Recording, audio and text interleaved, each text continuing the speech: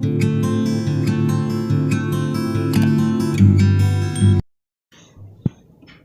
आम शिखा मौलिक संख्या और यौगिक संख्या। मौलिक संख्या क्या कहुए? जो संख्यार केवल दुईटी गुणनीयक थाए ताहाको मौलिक संख्या कहुए।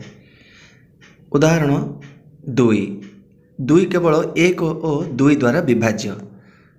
तेणु एक और दुई हूँ दुईर दुईटी गुणनीयक, तेणु दुई एक मौलिक संख्या।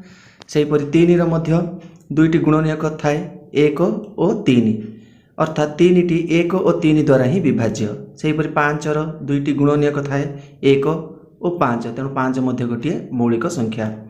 सातर सेहीपरि एक सात, एगारर सेहीपरि एक एगार, एगारटी केवल एक और एगार द्वारा विभाज्य, तेणु एगार गोटे मौलिक संख्या। यही मौलिक संख्या गुड़िकर क्षुद्रतम गुणनीयक एक और बृहत्तम गुणनीयक सही संख्या होता है। एठारे एक रु 100 मध्य मौलिक संख्या दि जाइछि जानिबा।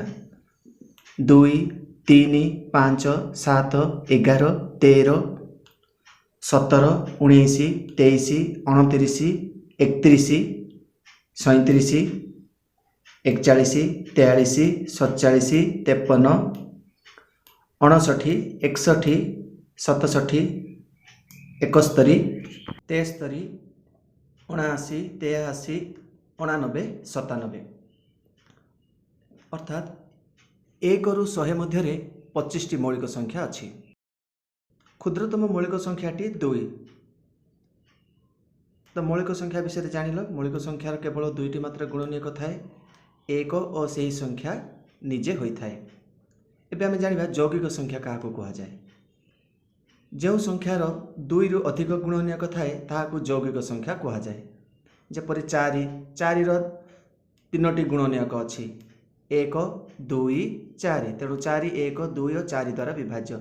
सेहीपरि 10 केतोटी गुणनीयक अच्छी 4टी, 1 10 2 5, 10 टी 1 द्वारा विभाज्य, 10 द्वारा विभाज्य, 2 द्वारा विभाज्य, 5 द्वारा विभाज्य, तेणु यार 4टी गुणनीयक अच्छी।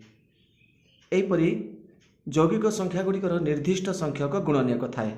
कहार 3टी थाए, कहार 4टी थाए, कहार 5टी थाए, कहार 6टी थाए, कहार 8टी थाए, तेणु यौगिक संख्या गुड़िकर निर्दिष्ट संख्यक गुणनीयक थाए।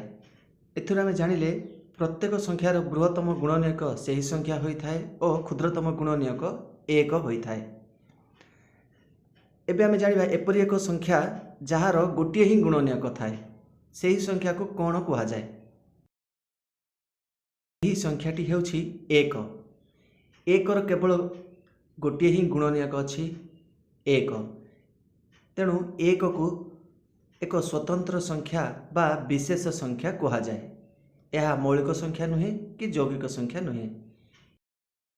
तो मौलिक संख्या मानकर गसागु सर्वदा एक होता है। 2 3 5 किंबा 5 7 11 दुईटी मौलिक संख्या हो कि दुई रु अधिक मौलिक संख्या हो, मौलिक संख्या गुड़िकर गसागु सर्वदा एक होता है, मन रखिबा। और यौगिक संख्या सहित जदि मौलिक संख्या थाए ताकू कहुए परस्पर मौलिक संख्या, सेमानंकर गसागु मध्य एक होता है। तेणु मौलिक संख्या और यौगिक संख्या जदि न जानिबा आमे गसागु और लसागु बाहर करने समय आमको असुविधा हम। दुईटी मौलिक संख्यार लसागु काढ़ा समय आमको से दुईटी मौलिक संख्या को गुणा पड़ी था। 2 और 3 लसागु केते? 2 और 3 को गुणन करा जाए, कारण 2 और 3 उभय कौन मौलिक संख्या अटंती। ठीक अच्छे, यार पर कालांश आमे भागक्रिया साहाय्य किपरि गसागु निर्णय करा जाए से विषय रे जानिबा।